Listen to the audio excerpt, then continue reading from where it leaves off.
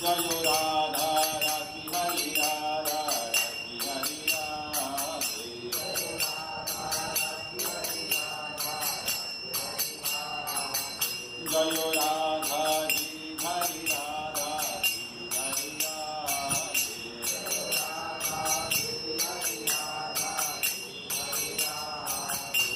जयो राधा गोविंद राधा गोविंद राधे।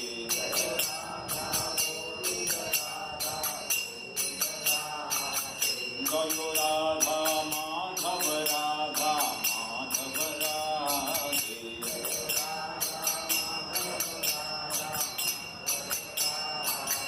जयो राधा श्याम सुंदर राधा श्याम सुंदर राधे।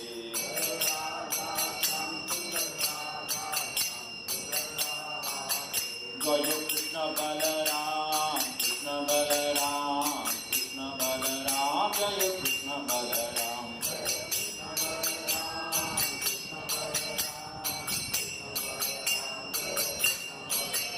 जय सीताराम लक्ष्मण भक्त हनुमान सीताराम लक्ष्मण भक्त हनुमान।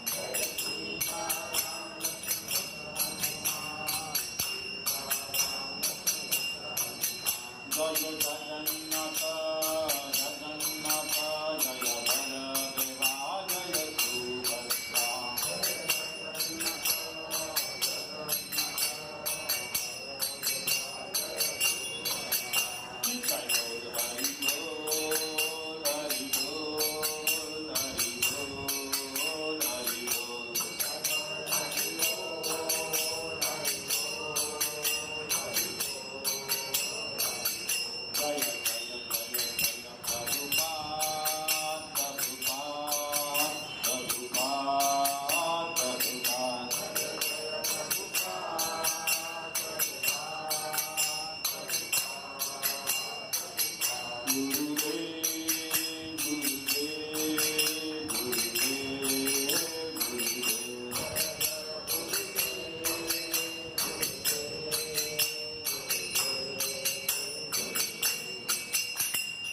जय ओम विष्णुपाद परमहंस परिव्राजकाचार्य अभय शरणारविंद भक्तिवेदांत स्वामी श्री गोपाल की जय। ओम विष्णुपाद परमहंस परिव्राजकाचार्य इस डिवाइन विज भक्त सिद्धांत सरस्वती गोस्वामी महाराज गोपाल की अनंत कोटि वैष्णव वृंद की नामाचार्य श्री हरिदास ठाकुर की श्री श्री राधा कृष्ण श्याम कुंड राधा कुंड गिरिवर्धन की हरे कृष्ण महामंत्र की वृंदावन मथुरा धाम की श्याम कुंड राधा कुंड की मायापुर नवद्वीप धाम की पंढरपुर उडुपी धाम की पुरुषोत्तम क्षेत्र जगन्नाथपुरी धाम की हरे कृष्ण महामंत्र की।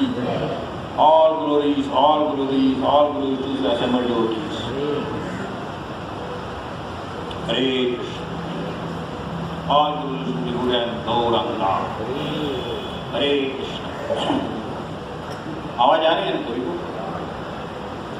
तो बहुत बहुत धन्यवाद आप सभी यहाँ पर उपस्थित हुए हैं। आज ये शनिवार का जो साप्ताहिक सत्संग है हरे कृष्ण मूवमेंट इस्कॉन की तरफ से आप सभी का हृदयपूर्वक स्वागत करते हैं। आज का जो विषय है वो सार्वभौम भट्टाचार्य का कैसे उद्धार हुआ इसके बारे में थोड़ा हम चर्चा करें। ओम नमो भगवते वासुदेवाय।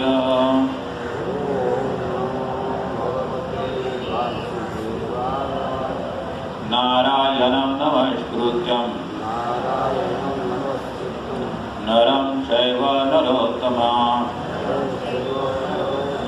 देवीं सरस्वती व्यासं ततो जायमुदीरयेत्। नष्टप्रायेषु अभद्रेषु नित्यं भागवत सेवया कृष्णाय वासुदेवाय देवकी नंदनाय च नंदगोपकुमाराय गोविंदाय नमो नमः। गोविंदाय नमो नमः। गोविंदाय नमो नमः। हरे कृष्ण। शॉर्ट में आज का विषय जो है वो सार्वभौम भट्टाचार्य, इनका चैतन्य महाप्रभु ने कैसे उद्धार किया और हरे कृष्ण कीर्तन का, हरे कृष्ण महामंत्र का महती उन्होंने कैसे उनको बताया, इसके बारे में चर्चा करेंगे। ये बहुत महत्वपूर्ण विषय है प्रचारक या भक्त सभी के लिए, कि जब तक हम हरे नाम की जो महत्व है वो नहीं जानेंगे तब तक हम उसे स्वीकार नहीं करेंगे। तो इसलिए हमें जो भी ये महान वैष्णव होते हैं उनका चरित्र, उसके बारे में चर्चा करना चाहिए, उनको समझने का प्रयास करना चाहिए। और आज ही ये विषय चुनने का कारण ये है कि ये जो लीला घटी है, ये जो अपना जगन्नाथपुरी धाम है वहाँ पर ये हुआ था, और फाल्गुन महीना जहाँ समाप्त होता है और चैत्र की शुरुआत होती है, उसी दौरान ये जो पास्टाइम है, जो लीला है, ये यहाँ पर जगन्नाथपुरी धाम में चैतन्य महाप्रभु ने प्रकट किया था। तो आप सभी जैसा जानते हैं, जिस महीने में या जिस तिथि पर जो भी चीज़ होती है तो उसका थोड़ा महत्व होता है। तो यहाँ पर आज ये अवसर चुन के मैंने सोचा क्या इसके बारे में कुछ थोड़ा विचार विमर्श करेंगे। तो ये प्रावधान है आज का। दूसरा कोइंसिडेंट की बात में मुझे याद आया, हमारे जो अभी जो मंदिर खुला है गोविंद देव, उनके हेड पुजारी का नाम जानते हैं आप? उनके हेड पुजारी भी सार्वभौम प्रभु जी है। और आज ये सार्वभौम प्रभु जी चैतन्य महाप्रभु के शिष्य थे। वो एक कोइंसिडेंस है, तो मुझे भी कभी ध्यान में नहीं था, क्योंकि पहले मैं ढूंढ रहा था कि तिथि कौन सा है, वो हिसाब से वो पास टाइम चुने। लेकिन बाद में ऐसे ही आते आते याद आया कि अरे हाँ, ये भी अवसर है। और एक कोइंसिडेंस है, ये सार्वभौम प्रभु जी जो है, जिनका नाम था सार्वभौम भट्टाचार्य, वो जगन्नाथपुरी के जगन्नाथ जी के हेड पुजारी थे जब ये लीला हुई। तो भगवान ने पूरा ऐसा, मतलब ये जो अवसर है बहुत महत्वपूर्ण है, तो हम थोड़ा इनके बारे में चर्चा करेंगे और इससे हम कुछ जो भी सीख मिलेंगे और हमारे जीवन में उतरने का प्रयास करेंगे। ओम अज्ञानतिमिरान्धस्य ज्ञानाञ्जनशलाकया चक्षुरुन्मीलितं येन तस्मै श्रीगुरुवे नमः। श्रीचैतन्यमनोभीष्टं स्थापितं येन भूतले स्वयं रूपा कदा मह्यं ददाति स्वापदान्तिकम्। वन्देऽहं श्रीगुरु श्रीयुतापदकमलं श्रीगुरुर्वैष्णवांश्च श्रीरूपं साग्रजातं सगना रघुनाथान्वितं तं सजीवं साद्वैतं सावधूतं परिजनासहितं कृष्णचैतन्यदेवं श्रीराधाकृष्णपदान् सगना ललिता श्रीविशाखान्वितंश्च। हे कृष्णा करुणा सिंधु दीनबंधु जगत्पते गोपेश गोपिका कांत राधा कांत नमोस्तुते। तप्त कांचना गौरांगी राधे वृंदावनेश्वरी वृषभानुसुते देवी प्रणमामि हरिप्रिये। वाञ्छाकल्पतरुभ्यश्च कृपा सिन्धुभ्यः च पतितानां पावनेभ्यो वैष्णवेभ्यो नमो नमः। जय श्री कृष्णा चैतन्य प्रभो नित्यानंद श्री अद्वैत गदाधर श्रीवासादि गौर भक्तवृंद। हरे कृष्णा कृष्णा कृष्णा हरे हरे, हरे राम राम राम हरे हरे, हरे कृष्ण। तो अभी हम आज का विषय शुरू करते हैं।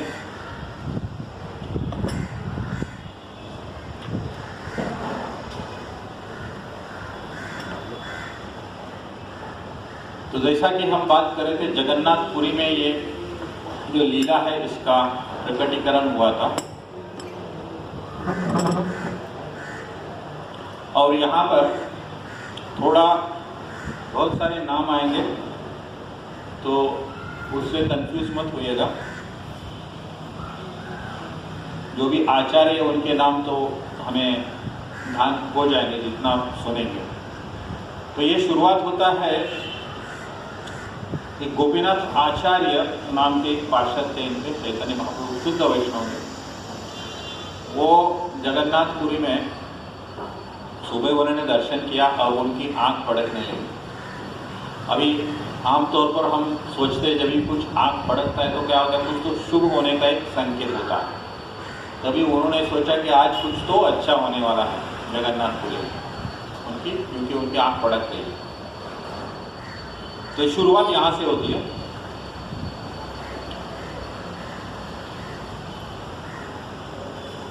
तो आगे क्या होता है, चैतन्य महाप्रभु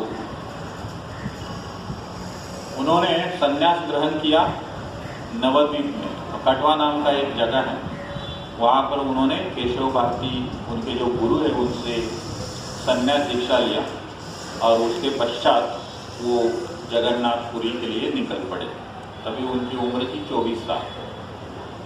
तो जगन्नाथपुरी आ रहे थे, रास्ते में तो आप सभी जानते हैं जब कोई वैष्णव दीक्षा ग्रहण करता है तो उनको क्या मिलता है, त्रिदंड मिलता है। संन्यास दीक्षा का वो एक प्रतीक होता है। त्रिदंड में क्या होता है, 3 दंड होते हैं, वो कपड़े से ऐसा लपेटे होते, वो आपको कैरी करना होता है। तो चैतन्य महाप्रभु ने जब दीक्षा लिए तब वो दंड लेके जगन्नाथपुरी की तरफ जा रहे थे, त्रिदंड। लेकिन नित्यानंद प्रभु जो उनके मतलब साक्षात बलराम जी के कलियुग के अवतार हैं, वो सबसे निकट पार्षद थे चैतन्य महाप्रभु। तो उन्होंने बोला आप तो साक्षात भगवान हैं, आपको ये दीक्षा की क्या जरूरत है।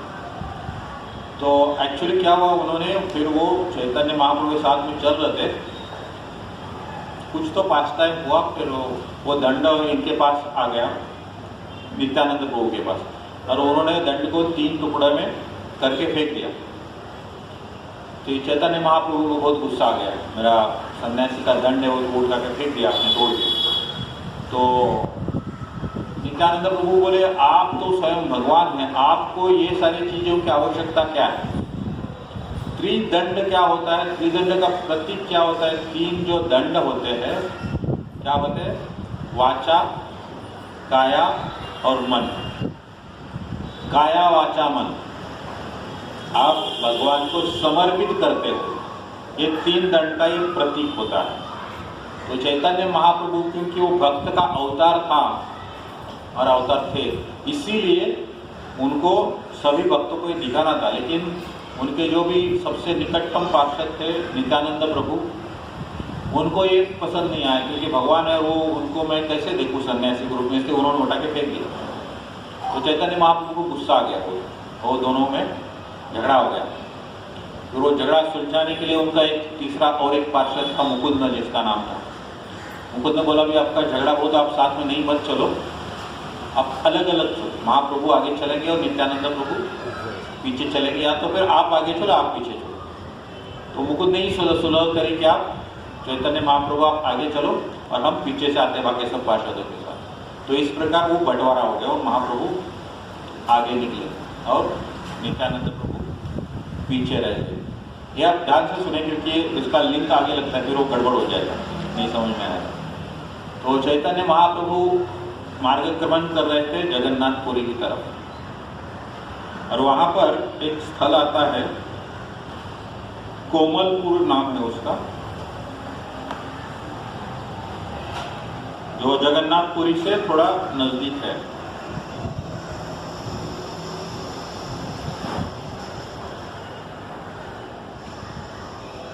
तो वहां से क्या होता है कि वो ध्वज दिखता है जगन्नाथ मंदिर का, और वो ध्वज में चैतन्य महाप्रभु को साक्षात बाल गोपाल की प्रतिमा दिखती है। तो यहाँ पर वर्णन आता है शास्त्रों में, हासे के हमारे देखे बाल गोपाल है, ऐसा चैतन्य महाप्रभु बहुत भाव विभोर हो गए वो देखे, और बहुत जोर जोर से कीर्तन करने लगे, कीर्तन में लोटपोट होने लगे, रुदन करने लगे। मतलब जो भाव होता है वो अपने आप एक प्रकट होगा। जब भी हम अपने एकदम प्रिय व्यक्ति का दर्शन करते हैं या उनका ये करते सानिध्य, तभी किस प्रकार का भाव हमारे मन में या हृदय में उत्पन्न होता है, उसका वो प्रकटीकरण था। और वहाँ पर वो आगे चले। शास्त्रों में आता है कितनी भी जो छोटी सी लीला है, त्रिदंड और ध्वज का दर्शन, ये भी अगर आप ध्यान से श्रवण करेंगे तो चैतन्य महाप्रभु का प्रेम जल है, उसकी प्राप्ति आपको। छोटी छोटी जो लीला होती है, क्योंकि जो भी सबकॉन्शियस होता है हमारा, वो उससे क्या होता है, जागृत होता है। और इस प्रकार वो कीर्तन करते करते जगन्नाथपुरी की तरफ जा रहे थे। यहाँ पर एकदम कैलकुलेटेड यहाँ पर वर्णन आता है।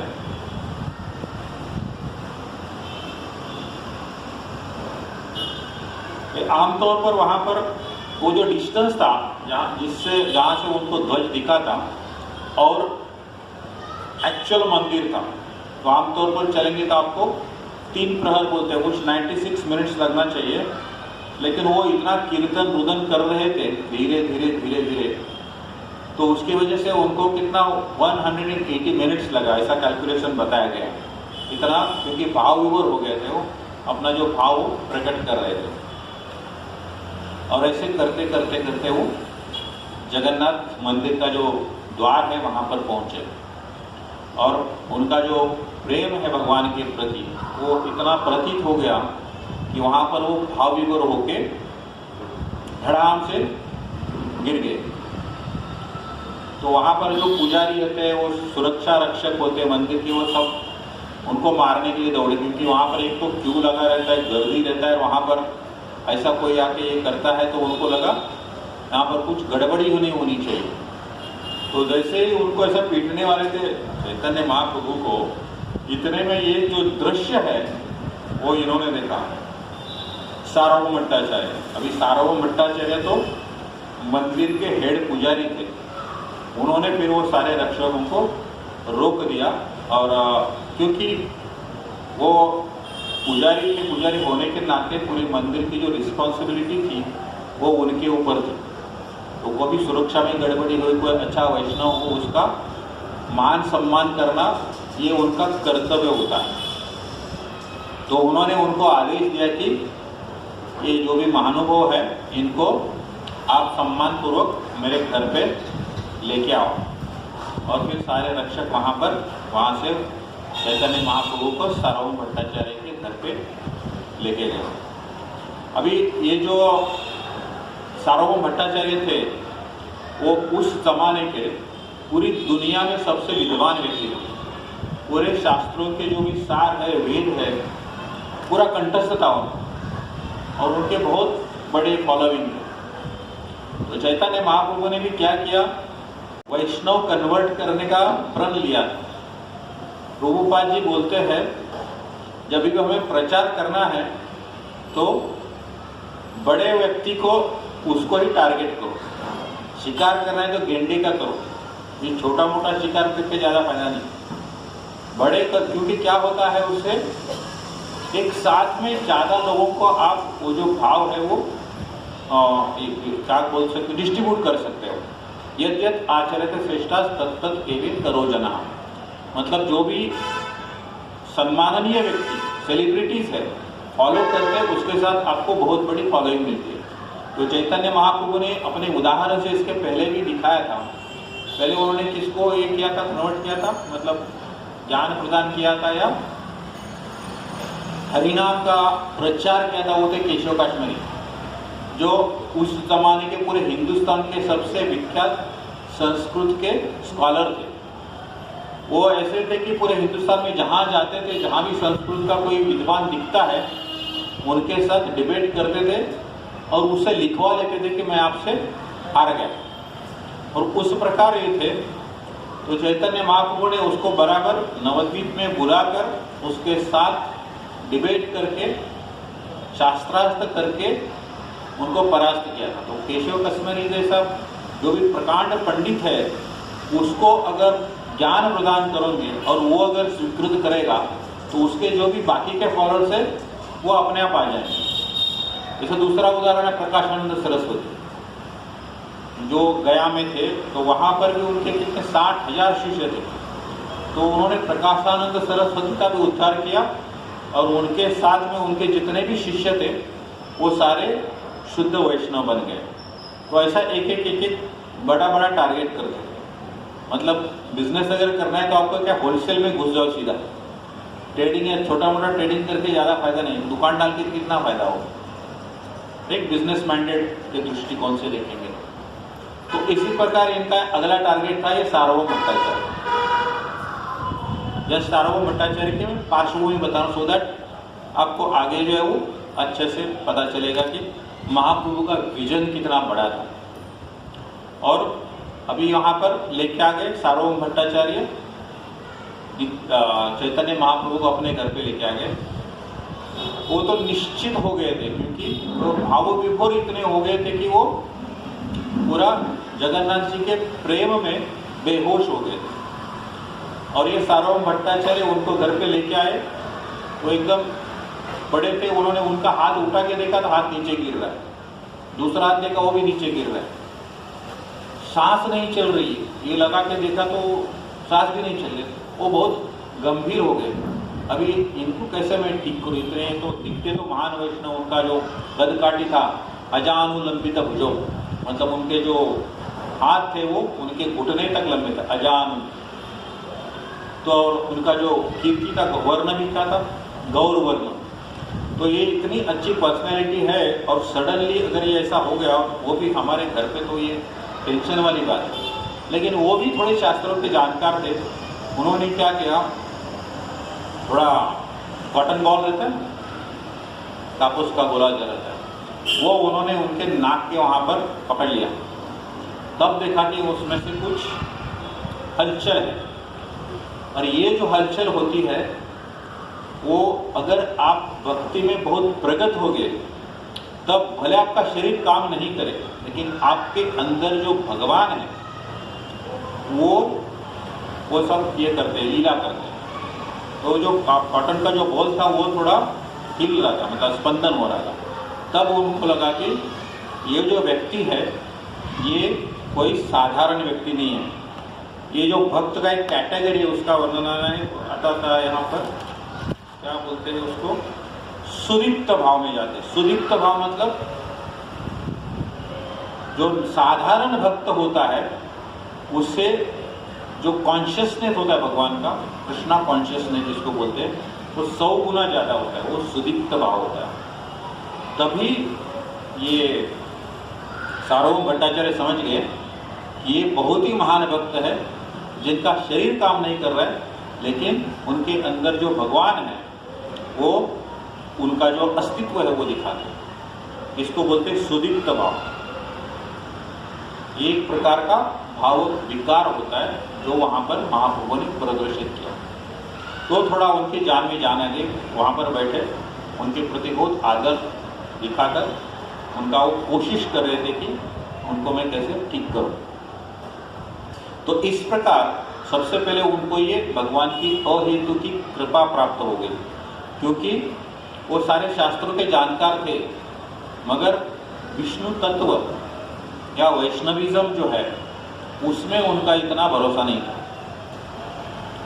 लेकिन महाप्रभु जो थे वो तो साक्षात स्वयं भगवान थे, और भगवान की सहायता करने का उनको अवसर प्राप्त हुआ। तो ये जो है भगवान की अहेतु की कृपा उसको प्रदान की उन्होंने। तो ये जो चल रहा था ये सार्वभौम भट्टाचार्य के घर के अंदर ही हो रहा था। अभी हम थोड़ा पीछे आते हैं। अगर आपको याद, हम कहाँ चर्चा कर रहे थे, नित्यानंद प्रभु और उनका झगड़ा हुआ था। नित्यानंद प्रभु पीछे से आ रहे थे, ये पीछे से चलते चलते चलते जगन्नाथ मंदिर के वहाँ पर पहुँच गए। तब वो भक्त आपस में चर्चा कर रहे थे, अरे पता है क्या हुआ, अभी एक सन्यासी आया था, बहुत मान लग रहा था, वो धड़ाम से गिर गया और सार्वभौम भट्टाचार्य उसको अपने घर लेके गए। नित्यानंद प्रभु ने जैसे ये सुना वो समझ गए ये जो बात हो रही वो चैतन्य महाप्रभु के बारे में बात हो रही है। तो वो अपने सारे जितने पार्षद थे मुकुंदा वगैरह उनको लेके सार्वभौम भट्टाचार्य के घर पे पहुंच गए। सार्वभौम भट्टाचार्य बहुत प्रसिद्ध व्यक्ति थे, वहाँ पर ढूंढने की कोई ज़रूरत नहीं है, तो पहुँच गए उनके घर पे। और फिर उन्होंने उनको नमस्कार किया सार्वभौम भट्टाचार्य को।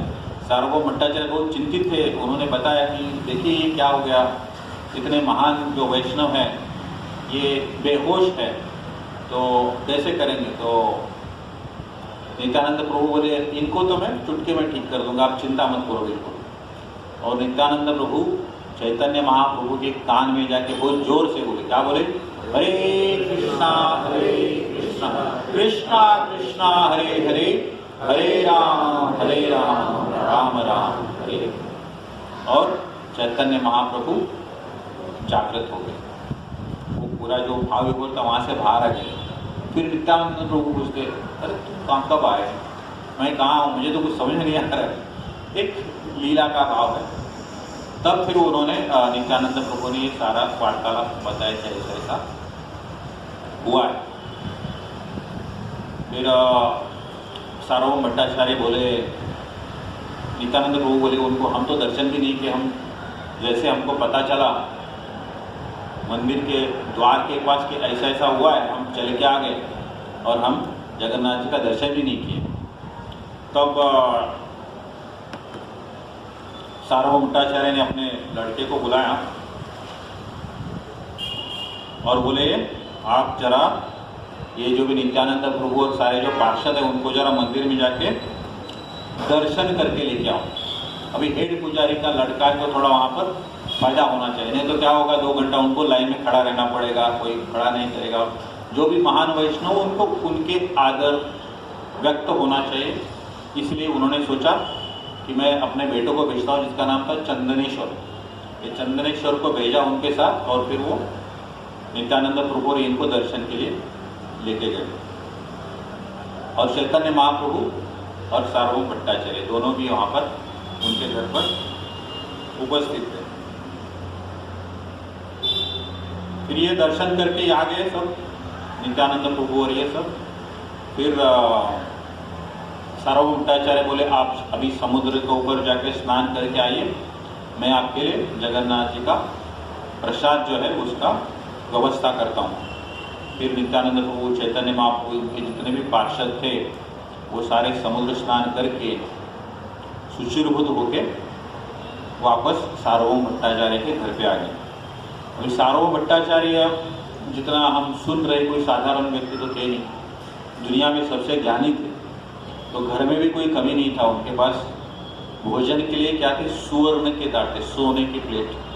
ऐसा वर्ण आता है, सुवर्ण थाली अन्न उत्तम व्यंजन। सुवर्ण थाली में उत्तम व्यंजन, भक्तगण संगे प्रभु करे भोजन। सारे भक्तों के साथ महाप्रभु ने भोजन किया वहाँ पर सार्वभौम प्रभु के साथ। अभी भोजन के पश्चात ये भोजन जो हुआ उससे महाप्रभु जाहिर है इतना आदान प्रदान हुआ तो बहुत प्रसन्न हो गए। और फिर अपना अतिथि प्रसन्न हुआ ये देखकर सार्वभौम भट्टाचार्य ने उनको प्रणाम किया और उन्होंने बोला, नमो नारायणाय। और चैतन्य महाप्रभु बोले, कृष्णेर मतिरस्तु। ये 2 शब्द बहुत महत्वपूर्ण है। मायावादी सन्यासी जो है वो क्या करते हैं, अपना दूसरा जब भी सन्यासी मिलता है या उस पंथ का कोई मिलता है तो उनको ग्रीट करते वक्त बोलते हैं नमो नारायणाय, मतलब आप साक्षात नारायण हो और मैं आपको नमन करता हूँ। तो यहाँ पर चैतन्य महाप्रभु उनको तुरंत ऐसा नहीं बोले नमो नारायणाय। चैतन्य महाप्रभु ने कहा, आशीर्वाद दिया, कृष्ण मतिरस्तु, मतलब आपका मति जो आपका जो चित्त है वो कृष्ण के चरणों में लीन हो जाए या कृष्ण की कृपा आपको मिले। कृष्णेर मतिरस्तु, ये भाव जो है, ये फर्क है, ये आपको ध्यान में आने की आवश्यकता है। और तब तक इनका कुछ परिचय नहीं हुआ था। फिर उसके बाद गोपीनाथ आचार्य जो है, जिनसे हम शुरुआत की थी, गोपीनाथ आचार्य जो कौन थे? सार्वभौम भट्टाचार्य के जीजा जी थे, उनका रिश्ता था आपस में। उन्होंने फिर परिचय दिया कि ये जो महाप्रभु है, ये चैतन्य महाप्रभु नदिया ग्राम से है और सार्वभौम भट्टाचार्य वो भी नदिया से थे। तो अपने ही इलाके के, अपनी एरिया के, तो उनको थोड़ा और एक सम्मान लगा, उनके प्रति एक आदर, जो सॉफ्ट कॉर्नर होता है ना, वो जागृत हो गया। तो गोपीनाथ आचार्य आगे बताते हैं, ये चैतन्य महाप्रभु और जगन्नाथ मिश्रा जी के पुत्र है।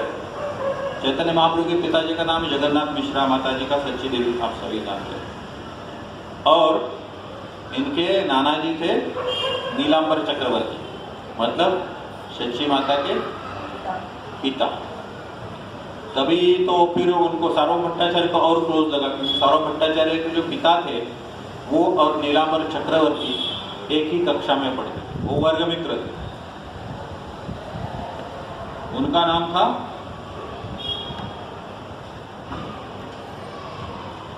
महेश्वर विशारद।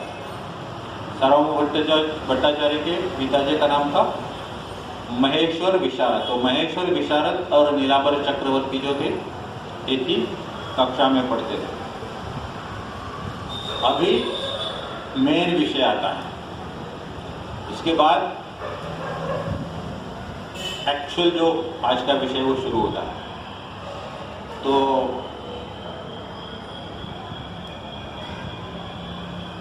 इसकी बात करते हैं सार्वभौम भट्टाचार्य।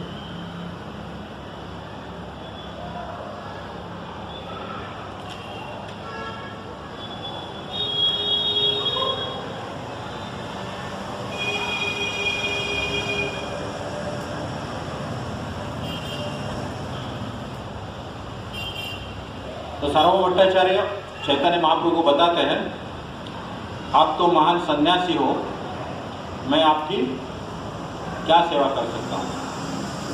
तभी चैतन्य महाप्रभु बोलते हैं, आप पूरे जगत में सबसे विख्यात हो। अब ये देखो, यहाँ पर थोड़ा कोई चीज़ अगर किसी को हम भक्त बनाना है तो पहले उसको क्या देना होता है, आदर देना होता है, और फिर धीरे से उसके हृदय के पास पहुँचना होता है। जैसे भी इस्कॉन में अगर आप देखेंगे तो बहुत आदर सत्कार दिया जाता है।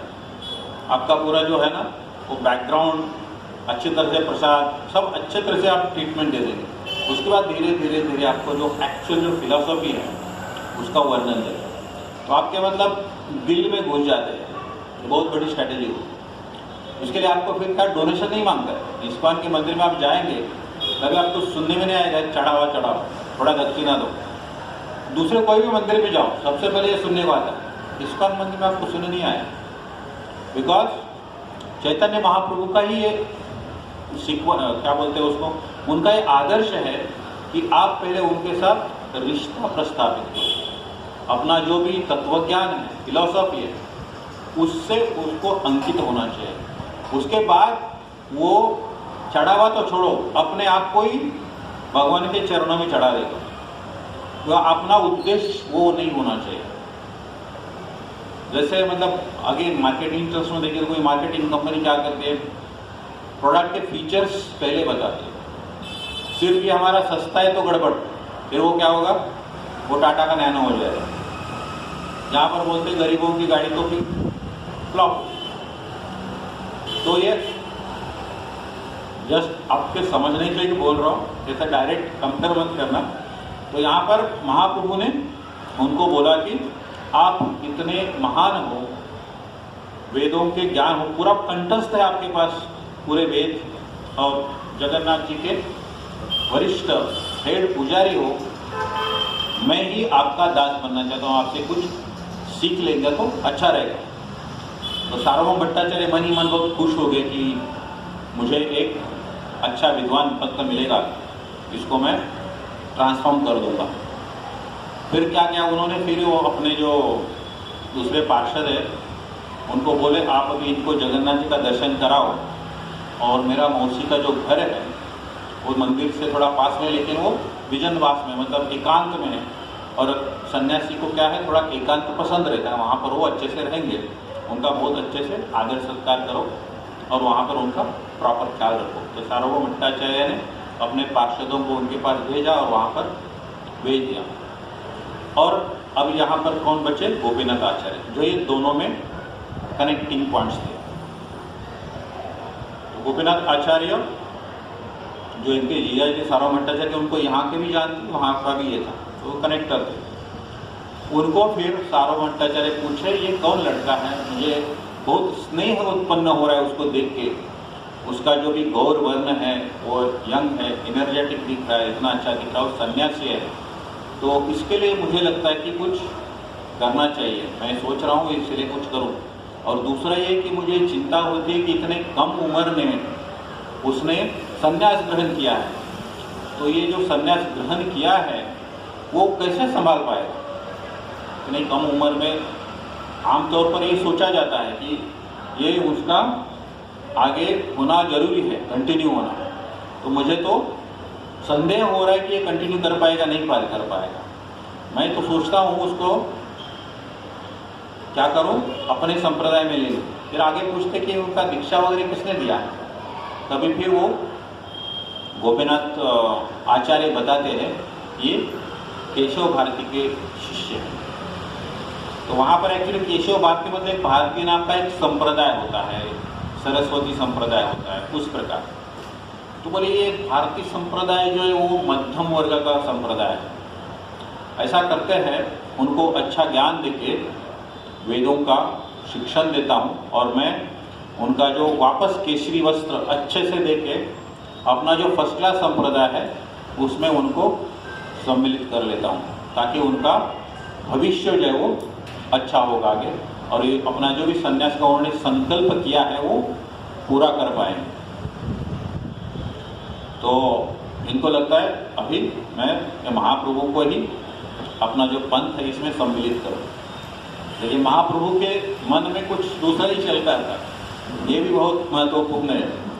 तभी महाप्रभु यहाँ पर थे नहीं, ये वार्तालाप सिर्फ गोपीनाथ आचार्य और सार्वभौम भट्टाचार्य दोनों में ही चल रहा है। महाप्रभु तो किधर है, वहाँ पर है। तभी अभी यहाँ पर गोपीनाथ आचार्य और महाप्रभु ये दोनों का ही वार्तालाप चल रहा है। और कहाँ आते हैं हम, भले ये संप्रदाय वगैरह जब बताया तब उनको थोड़ा मतलब गोपीनाथ आचार्य को ठीक नहीं लगा, क्योंकि गोपीनाथ आचार्य जो थे वो भी प्योर एक शुद्ध वैष्णव संप्रदाय से थे। तभी उन्होंने थोड़ा दुखी हो गए हो कि आप ऐसे कैसे बोल सकते हैं कि चैतन्य महाप्रभु का संप्रदाय जो है वो मध्यम है, उनकी जो दीक्षा लिया है उन्होंने संन्यास का वो कर नहीं पाएंगे। तो भगवान को जानने का एक, अनुभव करने का एक अपना ये क्या होता है, तरीका होता है। मतलब ये अनुभव करने के लिए हमें वो समझना होता है वो क्या चीज़ है। मतलब उन्होंने बताया कि आप अभी तक समझे कैसे नहीं कि साक्षात जो भगवान है आपके यहाँ पर, उनको आप कैसे पहचाने हैं। तो सार्वभौम भट्टाचार्य के शिष्य पहले बोल गए, उनके पहले ही बोल दिए कि आप कैसे बोल सकते हैं कि वो भगवान है, हम कैसे मानेंगे। अभी यहाँ पर एक्चुअल डिबेट शुरू होता है। कोई भी ऐसा इतनी आसानी से मानते नहीं, क्योंकि उन्होंने भी कुछ पढ़ा लिखा होता है तो वो बताना तो होता है। आसानी से मानेंगे तो फिर प्रचार में जो इंटरेस्ट है वो कैसे डेवलप होगा। फिर बोले हम तो नहीं मान सकते कि वो भगवान है, उनके भगवान का अनुभूति हुआ है। तो उन्होंने बोला, अगर फिर गोपीनाथ आचार्य बोले मुझे तो अनुभूति होता है क्योंकि मैं उनके साथ रहता हूँ। तो उनके शिष्य बोले इसका प्रमाण क्या है, आपको अनुभूति हुआ है, इसका प्रमाण क्या है। तो गोपीनाथ आचार्य शास्त्रों से कुछ संदर्भ देते हैं और वहाँ पर बताते हैं जो भी विद्वान है, जो विधिवत शास्त्रज्ञ होते हैं, उनके विधानों से मुझे पता चलता है कि चैतन्य महाप्रभु साक्षात भगवान के अवतार है। आप नहीं मान रहे हो, आपका दुर्भाग्य है। तभी फिर खुद सार्वभौम भट्टाचार्य बोलते हैं मैं तो नहीं मानता हूँ कि वो भगवान के अवतार है, क्योंकि उसके लिए कुछ प्रमाण चाहिए। तभी याद दिलाते गोपीनाथ आचार्य कि जब आप उनको घर पे लेके आए थे और आप उनका कुछ ट्रीटमेंट कर रहे थे, आप तो डर गए थे कि इसमें क्या हो गया, लेकिन आप खुद ने देख लिया, वो कॉटन लगा के आपको पता चला कि ये साधारण व्यक्ति नहीं है और वो कोई तो भगवान का अंश है। तभी सार्वभौम भट्टाचार्य बोले वो तो ठीक है, लेकिन भगवान का जो अवतार है वो त्रियुग है और कलयुग में भगवान का अवतार होता है ऐसा कोई प्रमाण नहीं है। अभी देखो सारे वेद उन्होंने पढ़े, सारे कंठस्थ है, लेकिन उनको कलयुग में भगवान का अवतार आएगा इसका कोई प्रमाण नहीं मिला। तब गोपीनाथ आचार्य बोलते हैं आपने भागवत तो पढ़ी है? हाँ पूरी पढ़ी है। तो मैं आपको बताता हूँ, 11वां स्कंद 5वां अध्याय श्लोक नंबर 32। ये कहता है कृष्ण वर्णम त्विषा कृष्णम संगोपांगास्त्र पार्षदम यज्ञ संकीर्तन प्राये यजंती सुमेधसा। ये ऐसा भागवतम में वर्णन आया है और उसके अनुसार कलयुग में भक्त के रूप में भगवान आते हैं। कृष्ण वर्णम त्विषा कृष्णम, त्विषा कृष्णम, कृष्ण वर्णम, कृष्ण कृष्ण कृष्ण, कृष्ण को रिपीट करे तो कृष्ण वर्णम, कृष्ण वर्णम, त्विषा कृष्णम, त्विषा का अर्थ होता है त्वचा, त्विषा अकृष्ण मतलब जो कृष्ण नहीं है अर्थात गौर है। त्विषा वर्णम अकृष्णम संगोपांगास्त्र पार्षदम, अपने सारे पार्षदों के साथ में, संग संगोपांगा पार्षदों के साथ में अवतरित होते। यज्ञ संकीर्तन, और यज्ञ क्या होगा कलयुग का? संकीर्तन। ये तो वेल नोन फैक्ट है, संकीर्तन जो है वो कलयुग का धर्म है। यज्ञ संकीर्तन प्राये यजंती सुमेधसहा, और ये यज्ञ का क्या करते हैं हम? यजंती मतलब संकीर्तन करते हैं। और कौन करता है? सुमेधसा। मेध मतलब बुद्धि, सुमेध मतलब अच्छी बुद्धि, एडवांस्ड इंटेलिजेंस। और जो भी एडवांस इंटेलिजेंट है वही संकीर्तन कर सकते हैं। मतलब हमारे संप्रदाय में जो भी संकीर्तन करते जाप करते हैं वो कौन है? साधारण नहीं, इंटेलिजेंट है, बुद्धिमान है, सुमेधसहा। तो ये शास्त्र का प्रमाण जो है वो गोपीनाथ आचार्य सार्वभौम भट्टाचार्य को देते हैं। फिर भी सार्वभौम भट्टाचार्य मानते नहीं। फिर वो और एक संदर्भ देते हैं, बोलते महाभारत में जो विष्णु सहस्त्र नाम है, जो विष्णु सहस्त्र नाम जो है कौन है, किसने बोला है? ये भीष्म पितामह ने युधिष्ठिर को बताया। वहां पर भी एक वर्ष आता है, श्लोक आता है जो इस प्रकार है, सुवर्ण वर्णो हेमांगो, सुवर्ण वर्ण गोल्डन कलर, हेमांगो, हेमांग, हेम मतलब सुवर्ण, और जिसके अंग कांति सुवर्ण की तरह हेमांगो, सुवर्ण वर्ण हेमांगो परांगश चंदनांगनी, और पूरे बदन के ऊपर चंदन का जो है लेप रहता है। संन्यास कृष्णम, और वो क्या है? सन्यासी होने वाले हैं। शांतो निष्ठा शांति परायणः, और वो शांति जो निष्ठा कैसे करने का और निष्ठा पूर्वक शांति कैसे प्राप्त करने का ये महामंत्र के जरिए बताएंगे। ऐसा भीष्म पितामह ने युधिष्ठिर को बताया था महाभारत में। तो मैं ये शास्त्र का और एक प्रमाण बताता हूँ जिससे आप समझ सकते हैं कि चैतन्य महाप्रभु स्वयं भगवान के अवतार है। आप मान नहीं रहे वो आपका प्रॉब्लम है। फिर भी ये जो है सार्वभौम भट्टाचार्य कन्विंस नहीं हो रहे थे, और ऊपर से थोड़ा अहंकार था क्योंकि उनके पार्षदों के सामने ही वो हार रहे थे। मतलब डिबेट जो है उसमें अच्छे से वो अपना जो है आर्गुमेंट नहीं रख पा रहे थे। तो ये गुस्सा हो गया गोपीनाथ आचार्य। वो बोले आपके पास बोल के कुछ फायदा नहीं है, आपको जितना भी शास्त्र का प्रमाण दो, मतलब ये बंजर जमीन में बीज बोने के प्रकार है, जहाँ पर पौधा उग नहीं सकता है। आपका जो दिमाग है ना वो बंजर जमीन की तरह है, उसमें कुछ घुसने वाला नहीं है। मैं जितना भी आपको शास्त्र का प्रमाण दूँ आप वो कुछ समझने वाले नहीं हैं। तो सार्वभौम भट्टाचार्य बोले एक काम करो, अभी आप चैतन्य महाप्रभु के पास जाओ और मेरा निमंत्रण लेके जाओ और उनको आदर पूर्वक यहाँ पर लेके आओ, मैं उनसे वार्तालाप करूँगा। अभी क्या हुआ, यहाँ पर उनका थोड़ा अहंकार जागृत हो गया। आप तो जूनियर है, अगर आप उनको बोलते सीनियर तो मैं उनके साथ ही बात करूँ, आपके साथ क्यों वार्तालाप करूँ? लेकिन तब तक वो एग्री नहीं हो रहे थे, मगर थोड़ा हिल रहे थे, क्योंकि शास्त्र का जो अध्ययन है वो बहुत ही बड़ी चीज़ है, इतनी सरल भी नहीं है। तो फिर उसके बाद गोपीनाथ आचार्य सार्वभौम भट्टाचार्य के मौसी के घर पे रहे थे चैतन्य महाप्रभु। ये लिंक बहुत इसलिए ध्यान से सुनने का आवश्यकता है, नहीं तो क्या होगा, गड़बड़ हो जाएगा। फिर वहाँ पर चले गए और वो चैतन्य महाप्रभु को लेकर सार्वभौम भट्टाचार्य के घर पे लेके आए। अभी ये जो डिबेट है, वार्तालाप है, इसका दूसरा फेज यहाँ शुरू होता है। पहला फेज, ठीक है,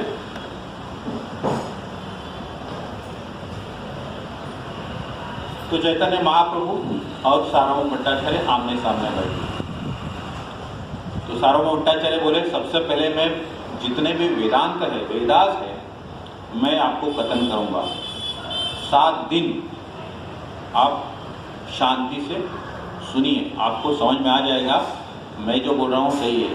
कलयुग में भगवान का कार्य नहीं होता है, वेदा को कैसे जानने का मुझे पूरा कंठस्थ है और मुझे पूरा विश्वास है कि मैं आपको ये पूरा बता पाऊंगा और फिर मैं आपको अपने संप्रदाय में दीक्षा दे दूंगा। दूसरा और एक दीक्षा दे दूंगा। ऑलरेडी इनिशिएशन हो चुका है, लेकिन मेरा भी एक शिष्य होना चाहिए आपके जैसा बड़ा। अभी दोनों महान हैं, तो दोनों को लगता है अपना संप्रदाय बड़ा करने के लिए एक अच्छा मौका है, अच्छा अवसर है। 7 दिन तक कंटिन्यू सार्वभौम भट्टाचार्य ने पूरे वेदों का कथन किया। चैतन्य महाप्रभु पूरी कथा उनकी ध्यानपूर्वक सुन रहे थे, लेकिन कोई भी सवाल नहीं पूछा।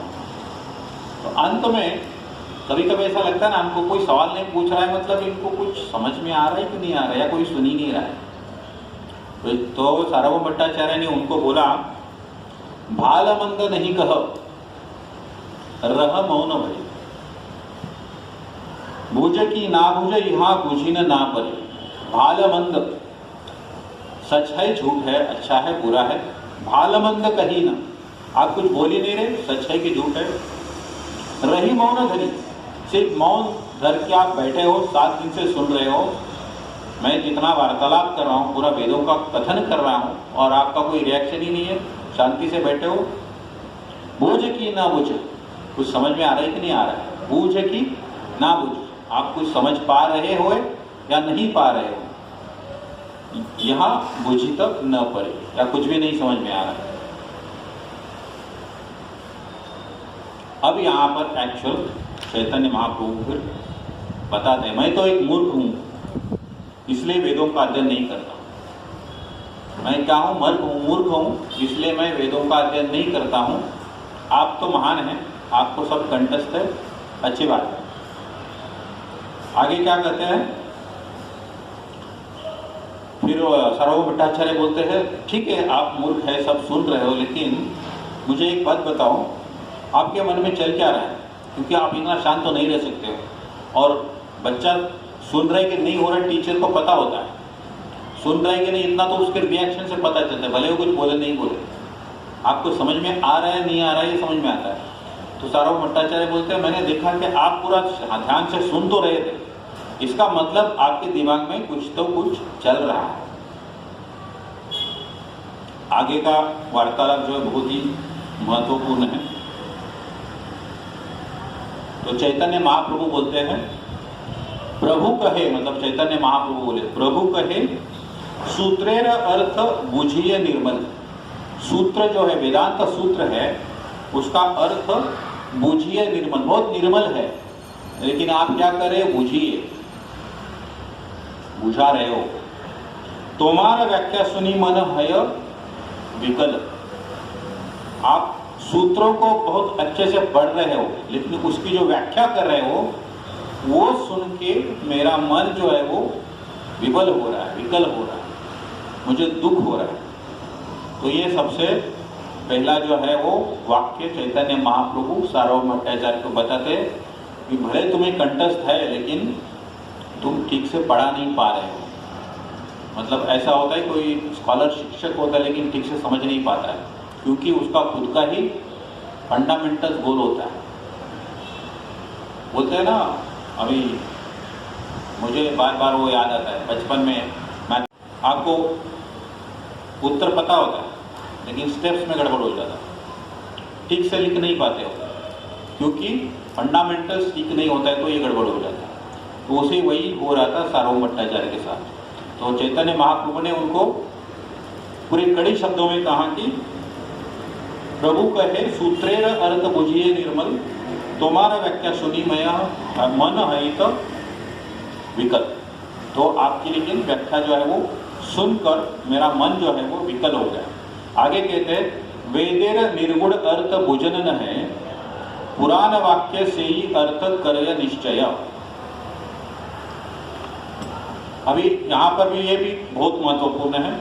वेदों का जो अर्थ है वो है निगूढ़, बहुत ही गूढ़ है और उसको आप बुझा नहीं सकते हो, और उसको आप समझने के लिए पुराण वाक्य से ही अर्थ करय निश्चय।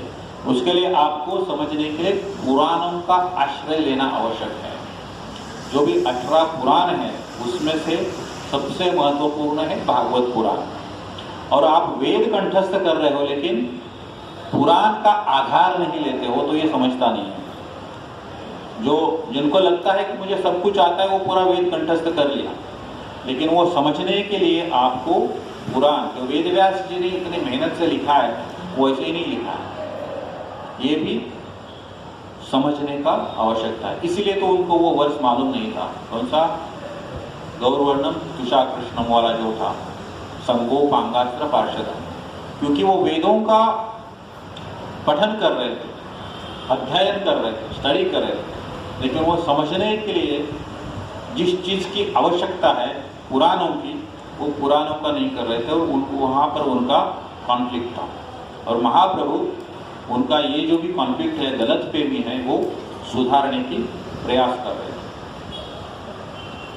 आगे बढ़ते हैं, जैसे कि वेदों में एक उदाहरण बताते हैं, थियोरेटिकली अगर देखेंगे आप तो एक शंख होता है और एक गाय का जो गोबर होता है वो क्या होता है, मृत प्राणी का हड्डी होता है या किसी प्राणी की विष्ठा होती है। थियोरेटिकली बोलेंगे ये क्या है, मृत प्राणी का हड्डी है या तो विष्ठा है, मगर वेद ये नहीं बताते।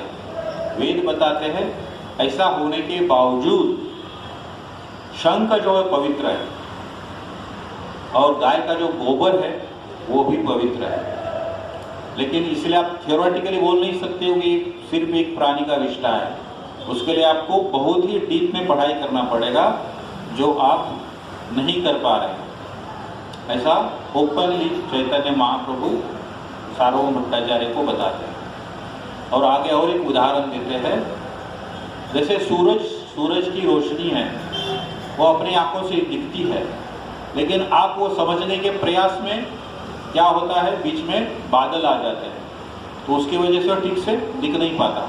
मतलब आपका जो थॉट प्रोसेस है, एनालिसिस है, वो आप बादल के रूप में बीच में घुसा रहे हैं, और जो अच्छे से दिखना चाहिए वो भी नहीं दिखता है। ये भी और एक उदाहरण यहाँ पर चैतन्य महाप्रभु इसको बताते हैं सार्वभौम भट्टाचार्य।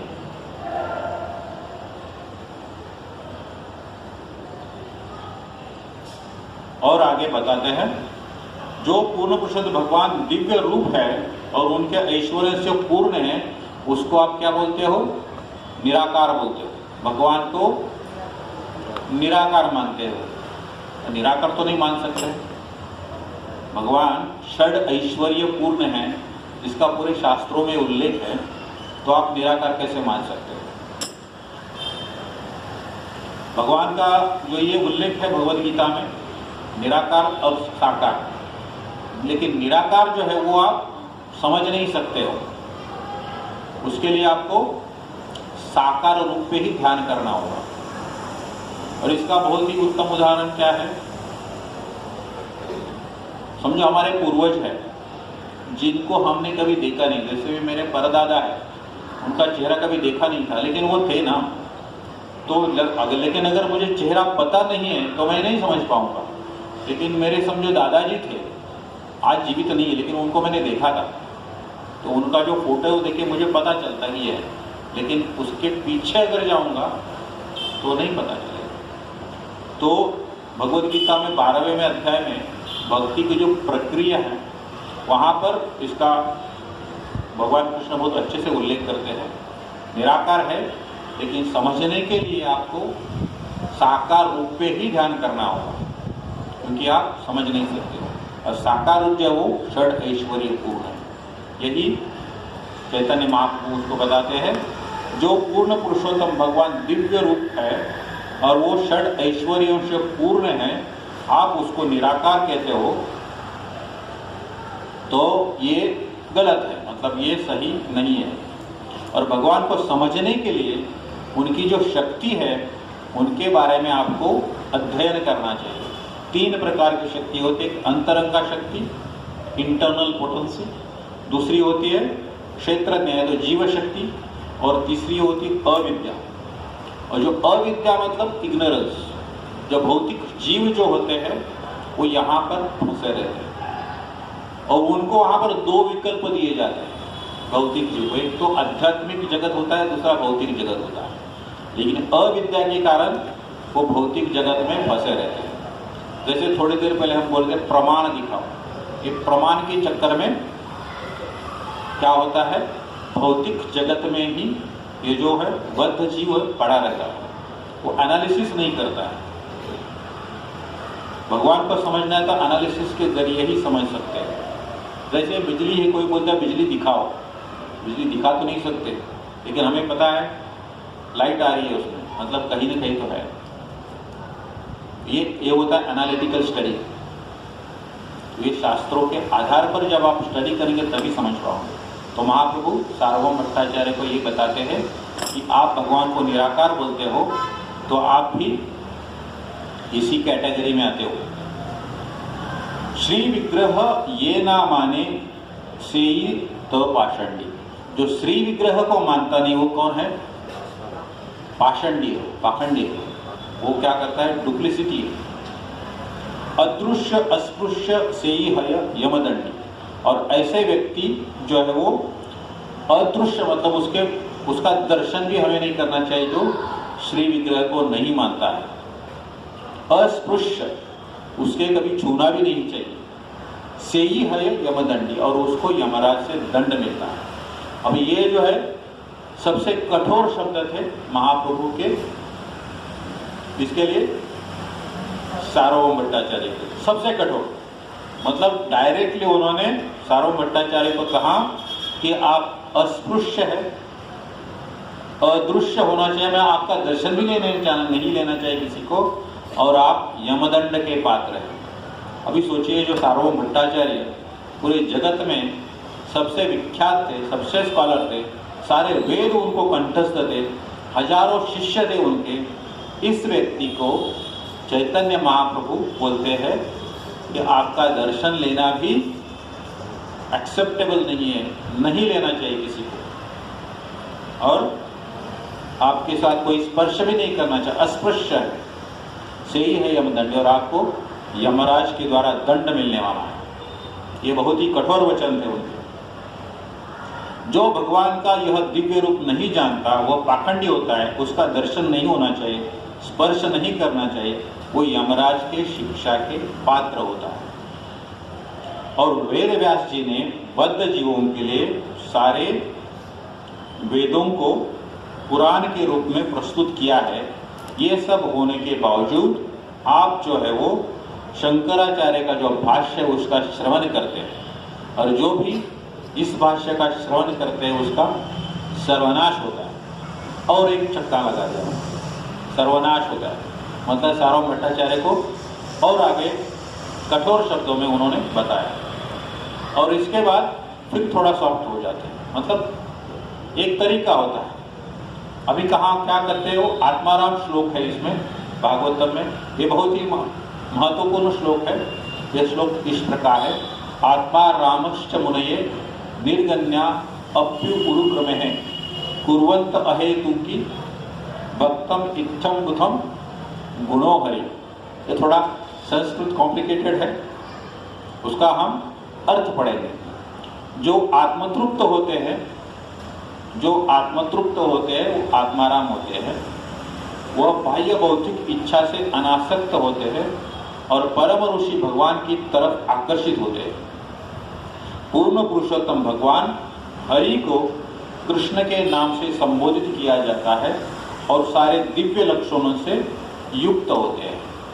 ये भगवान कृष्ण का जो वर्णन है ये आत्माराम श्लोक में आया है। ये आत्माराम श्लोक बहुत महत्वपूर्ण है। फिर ये सुनने के बाद सार्वभौम भट्टाचार्य इसका एनालिसिस महाप्रभु को बताते हैं, उसका भी डिटेल में वर्णन है, उसको हम इतना डिटेल में जाने का ज़रूरत नहीं है, लेकिन एक रेफरेंस आता है, इतना हम समझने के लिए काफ़ी है। और इस श्लोक के ऊपर वो दोनों में काफ़ी चर्चा होती है, काफ़ी बहस होती है। चैतन्य महाप्रभु सार्वभौम भट्टाचार्य को बताते हैं, भगवान उनकी विविध शक्ति, दिव्य गुण, ये सब जो है अचिंत शक्ति से युक्त है, जिसका वर्णन किया नहीं जा सकता ना। ये भी बहुत महत्व। चैतन्य महाप्रभु खुद बोलते हैं, भगवान कृष्ण की जो शक्ति वो अचिंत्य है, मतलब हम सोच नहीं सकते। साक्षात स्वयं भगवान, इसको बोलते हैं सार्वभौम भट्टाचार्य को। ये बहुत महत्वपूर्ण है।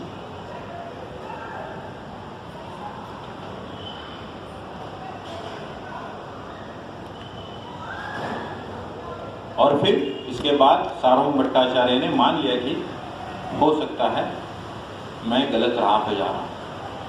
एक बार क्या होता है, रास्ता भटक गया तो बहुत देर लगती है उसको वापस आने में। सार्वभौम भट्टाचार्य इतना आगे निकल गए थे, तो गोपीनाथ आचार्य ने इतनी आर्ग्यूमेंट किया, इतना प्रमाण दिया, फिर भी वो नहीं सुने। लेकिन कभी कभी एक कठोर वचन जो है उसकी आवश्यकता होती है, और महाप्रभु ने बहुत ही कठोर वचन बोले।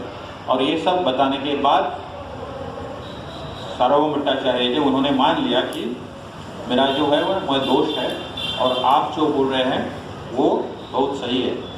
और फिर उन्होंने सरेंडर के बाद पहला प्रश्न उनको पूछते हैं कि भक्ति के सेवा में कौन सा अंग जो है सबसे महत्वपूर्ण है। अभी देखो, सरेंडर भाव में फिर आपके प्रश्न पूछते हैं। भगवद गीता में भी बताया थे, भक्त को भगवान कृष्ण स्वयं बताते, भक्त को जब किसी चीज़ का संदेह होता है, ज़्यादा जानकारी जानना चाहते हैं, तो कैसे चाहिए, हम सरेंडर भाव, शरणागत भाव में अपने गुरु को प्रश्न पूछना चाहिए। अगर शरणागत भाव नहीं है तो गुरु शरण करवाते हैं। ये भी हम यहाँ से सीख सकते हैं। इस प्रकार चैतन्य महाप्रभु ने उसको शरण करवाया, और फिर उसके बाद उन्होंने ये प्रश्न पूछा कि भक्ति का कौन सा अंग जो है वो सबसे महत्वपूर्ण है। तभी चैतन्य महाप्रभु एक श्लोक का वर्णन करते हैं, हरेर नाम हरेर नाम एव केवलम कलौ नास्तेव नास्तेव नास्तेव गति अन्यथा। ये बृहद नारदीय पुराण में ये श्लोक आता है। ये देखो, पुराण का ये एक एक शब्द बहुत महत्वपूर्ण, लिंक जोड़ने के लिए। जैसे चैतन्य महाप्रभु उसको थोड़ी देर पहले बोल रहे थे कि सिर्फ वेदों से काम नहीं चलेगा, आपको पुराणों की सहायता लेना पड़ेगी। ये पुराण जो वेदव्यास जी ने इसको साधारण व्यक्ति को समझने के लिए सरल रूप में लिखा है, हरेर नाम हरेर नाम हरेर नाम। देखो, उन्होंने 3 बार लिखा, ये भी महत्वपूर्ण है। 3 बार का महत्व बहुत है। ये मुस्लिम लोगों में भी होता है, तलाक से मानते नहीं है, आपको 3 बार बोलना पड़ता है, 1 बार से नहीं होता है, तभी वो फिक्स होता है। हरि नाम का भी यहाँ पर वही है, हरेर नाम हरेर नाम हरेर नाम। हरि का नाम, सिर्फ हरि का नाम, सिर्फ हरि का नाम, एव केवलम, सिर्फ यही है।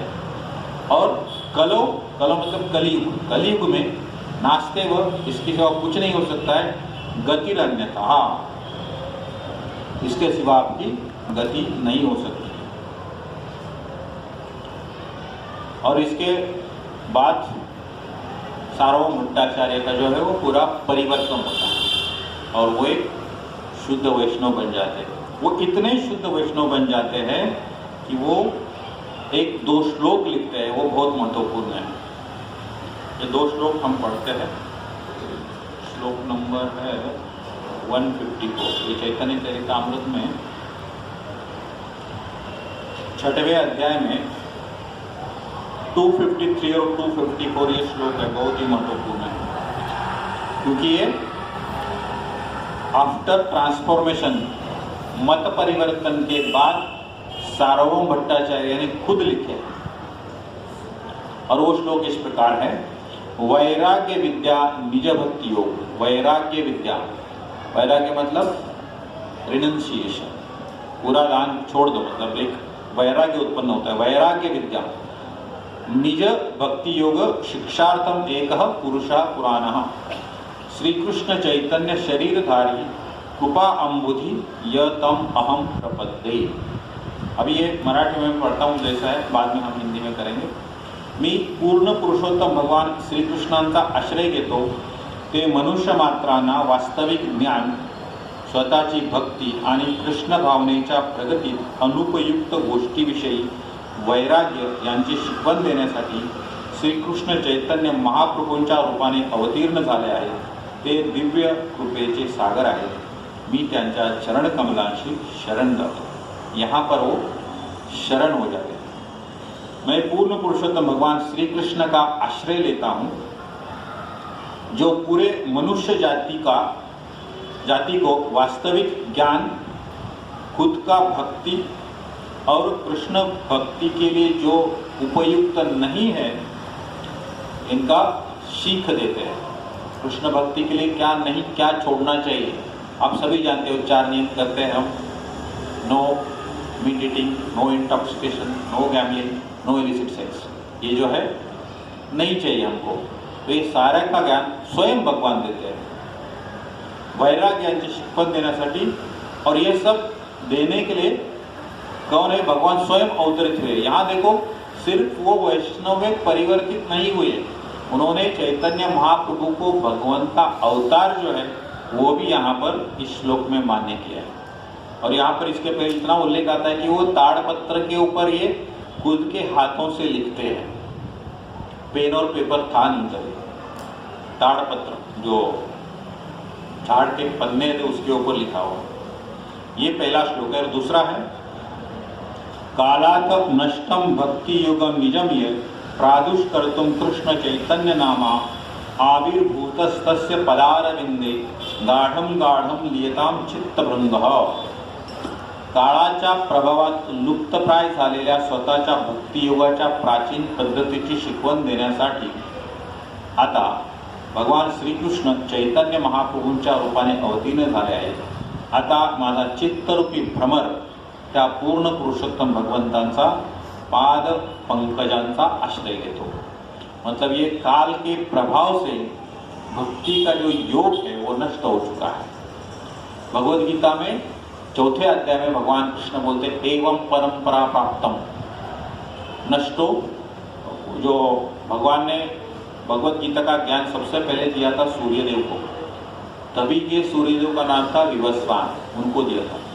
इमं विवस्वते योगम, ये सारा जो योग का ज्ञान है मैं उनको दिया था. लेकिन काल के प्रभाव से वह नष्ट हो गया था, तो अर्जुन को मैं वापस दे रहा हूँ, ऐसा भगवद गीता में वो बताते हैं. उसी प्रकार यहाँ पर सार्वभौम भट्टाचार्य बोलते हैं कि जो भक्ति योग है भगवान कृष्ण ने सब सिखाया, लेकिन फिर काल के प्रभाव से वह नष्ट हो गया. काल का प्रभाव मतलब उसके बाद इस्लाम धर्म आ गया, क्रिश्चियन धर्म आ गया, फिर शंकराचार्य आ गए 7वें 8वें शतक में. तो ये जो प्रभाव है इसमें पूरा नष्ट हो चुका है. और फिर 15वीं सदी में चैतन्य महाप्रभु इसको पुनर्जीवित करने के लिए उन्होंने अवतार लिया. और ये किसने एक्सेप्ट किया है? सार्वभौम भट्टाचार्य, जो खुद वैष्णव फिलोसॉफी को या भगवान को नहीं मानते. और ये ताड़पत्र पर लिखकर उन्होंने दिया. तो ये इसलिए 2 श्लोक जो है बहुत ही महत्वपूर्ण है. काल के प्रभाव से जो भी लुप्त हुआ था वो खुद का जो भक्ति योग है वो पुनर्जीवित करने के लिए आप श्री चैतन्य महाप्रभु के रूप में अवतरित हुए हैं. और मेरा जो भ्रमर है वो आपके पाद पंकज का आश्रय लेता हूँ. भ्रमर आप जानते हैं, भ्रमर कभी बैठता नहीं एक जगह, वो घूमते रहता, इसलिए यहाँ पर वो उपाधि दी गई. फिर भी मैं आश्रय लेना चाहता हूँ. मेरा मन जो है भ्रमर की तरह जो घूमते रहता है, स्थिर नहीं होता है, और मैं आपके चरण कमलों का आश्रय लेता हूँ. तो इस प्रकार सार्वभौम भट्टाचार्य का जो है मत पूरा परिवर्तन हो गया. वो एक शुद्ध वैष्णव में वो परिवर्तित हो गए. आगे सार्वभौम भट्टाचार्य के बारे में कुछ वर्णन आता है, उसके ऊपर थोड़ा ये करके हम उसको विराम दे देंगे. इसके बाद सार्वभौम भट्टाचार्य जो है वो इतना परिवर्तन हो गया कि वो एक स्टेप आगे निकल गए. हाँ, इसके पहले थोड़ा ये जो भी चैतन्य महाप्रभु भगवान जब भी बोला ना, वो ताड़पत्र के ऊपर लिख के उन्होंने अपना जो पार्षद है उसके पास दिया था और उसको बोला आप महाप्रभु को दे दो। तो वो पार्षद ने क्या किया, बीच में वो कॉपी कर लिया, तो पूरा दीवार के ऊपर लिख दिया और उसके बाद चैतन्य महाप्रभु को ताड़पत्र दिया और महाप्रभु ने जब ताड़पत्र देखा तो फाड़ के फेंक दिया। लेकिन हुआ क्या, ये ड्यूरिंग दिस ट्रांजिशन उन्होंने दीवार पर लिखा, इसलिए ये आज उपलब्ध है।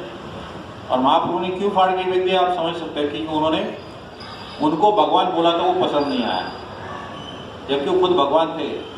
लेकिन क्यों पसंद नहीं आया, वो ये पर्टिकुलर लीला में भक्त का रोल अदा कर रहे, तो वो नहीं चाहते कि आप उनको भगवान करके पुकारें। तो ये जानना बहुत महत्वपूर्ण है।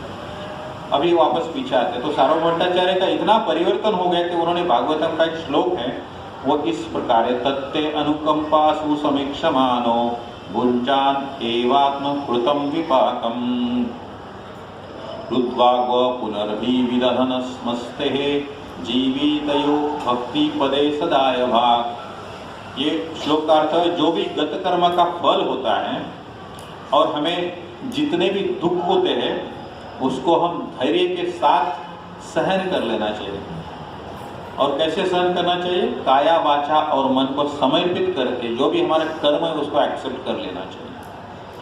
और आपकी जो प्रेममय भक्ति है उसमें हमें लीन रहना चाहिए। और क्या होता है, उसे हमें आपकी भक्ति प्राप्त होगी। तो चैतन्य महाप्रभु ने ये श्लोक बहुत ध्यान से सुना और फिर बोले कि आप ये श्लोक गलत बोल रहे हो। सार्वभौम भट्टाचार्य को चैतन्य महाप्रभु बोलते, आपने जो भी श्लोक लिखा है वो गलत लिखा है, क्योंकि इसमें एक शब्द आता है भक्ति पदे सदायभा। ये भक्ति पदे नहीं है, मुक्ति पदे है ओरिजिनल भागवतम में। आपने भक्ति कर दिया। तो सार्वभौम भट्टाचार्य भी उल्टा चैतन्य महाप्रभु को बोलते हैं कि मुझे मुक्ति नहीं चाहिए, मुझे भक्ति चाहिए। मुझे मुक्ति नहीं चाहिए, भक्ति चाहिए। मुक्ति से क्या होगा, आप तो अपने धाम में ले लोगे, लेकिन भक्ति अगर नहीं मिली तो क्या फायदा। मुक्ति is something like a girl getting married into very high class family. आपको बहुत अच्छा फैमिली मिल गया, आपकी जिंदगी बन गई, लेकिन पति का प्रेम पाने के लिए जो लगता है वो उसकी भक्ति करना चाहिए, तभी आपको पूरा कुछ मिल जाए। तो ये दोनों में बहुत अंतर है। पूरा ऐश्वर्य मिलना और भगवान का प्रेम मिलना, ये दोनों में बहुत ही फर्क है। तो यहाँ पर सार्वभौम भट्टाचार्य चैतन्य महाप्रभु को बताते हैं कि मुझे मुक्ति नहीं चाहिए, भक्ति चाहिए, इसलिए उन्होंने जो श्लोक है वो भी चेंज कर दिया। तो इतना ट्रांसफॉर्मेशन हो गया, कहाँ से कहाँ आ गए। और इसके अंत में कृष्णदास कविराज गोस्वामी बहुत ही अच्छा वर्णन करते हैं, यही महाप्रभुर लीला सार्वभौम मिलन। ये जो भी महाप्रभु की सार्वभौम भट्ट और चैतन्य महाप्रभु की जो लीला है, यही श्रद्धा करये श्रवण, श्रद्धा पूर्वक जो भी श्रवण करते हैं, ज्ञान कर्म पाश हैते हय विमोचन। ज्ञान कर्म के पाश से उस व्यक्ति का विमोचन होता है, मुक्ति हो जाती है। ज्ञान कर्म का जो पाश है उससे आपको मुक्ति मिल जाती है। अचिरे मिले तारे चैतन्य चरण। अचिरे मतलब तुरंत, अचिरे मिलये मिलता है, तारे उसको चैतन्य चरण, भगवान चैतन्य के चरणों में आश्रय मिल जाता है। तो अभी आप सभी ने कितना ध्यानपूर्वक सुना है। तो कृष्णदास कविराज गोस्वामी यहाँ पर स्टैम्प मारते हैं कि अगर आपने श्रद्धापूर्वक शरण किया है तो चैतन्य महाप्रभु के चरणों में आपको आश्रय मिलेगा। ये सब कृष्णदास कविराज गोस्वामी बोलते हैं। हम सिर्फ इसको अध्ययन करने का प्रयास करते हैं। बहुत बहुत धन्यवाद। कोई प्रश्न? तो हम, हाँ बोलिए। जैसे आपने अभी बोला कि जो उनको मुक्ति भक्ति हाँ भक्ति में स्ट्रगल होता है, एक स्ट्रगल है, फिर वो स्ट्रगल देखते भगवान में प्रेम है बराबर। और मेरा प्रभुपाद जी एक जगह बोलते हैं कि जाओ देवाचर घंटा टू द गॉड है, हाँ बैक टू गॉड मतलब मुक्ति। तो फिर ये दोनों चीज़ें वापस आ रही है, कि भक्ति भी सही है और मुक्ति भी सही है, तो हमें किस चीज़ को चूज करना चाहिए? भक्ति भी सही है और मुक्ति भी सही है। नहीं, देखिए, हमें अगर शॉर्ट विजन है तो हम मुक्ति की तरफ देखेंगे, क्योंकि हमें किसी भी प्रकार मुक्ति चाहिए, शॉर्ट विजन। लेकिन अगर हमें लॉन्ग विजन है तो हमें भक्ति चाहिए। मुक्ति में क्या होता है, आपको धाम में प्रवेश तो मिल जाएगा वहां पर, लेकिन अगर भगवान के प्रति प्रेम नहीं है तो हो सकता है आप रिवेल कर जाओ, मतलब कितना दिन ये करोगे। तो ये एक रिस्क होता है उसमें। भगवत धाम से बोलते हैं हम कोई वापस नहीं आता है। अगर वो हमें वाकई में ऐसा वापस नहीं आना है तो जब तक हमारा भगवान के प्रति प्रेम है तब तक हम वहाँ पे आराम से रह सकते हैं। लेकिन प्रेम ही नहीं है तो कभी कभी एक रिबिलियन नेचर जो है वो जागृत होता है, फिर आपका ये हो सकता है। इसलिए भक्ति बहुत जरूरी है, लेकिन भक्ति करते वक्त हमें मुक्ति का ये नहीं करना चाहिए। अभी भक्तिविनोद ठाकुर बोलते हैं कि मुझे भक्त के घर में ही अगला जन्म चाहिए, भले एक कीड़े का जन्म हो लेकिन भक्ति चाहिए। ये भक्ति महत्वपूर्ण है। तो आपका जो प्रश्न है बहुत ही इंटेलिजेंट क्वेश्चन है, सही है, क्योंकि ये दोनों में हमेशा अपना द्वंद्व चलते रहता है। तो इसलिए मुक्ति का कामना आइडियली नहीं करना चाहिए।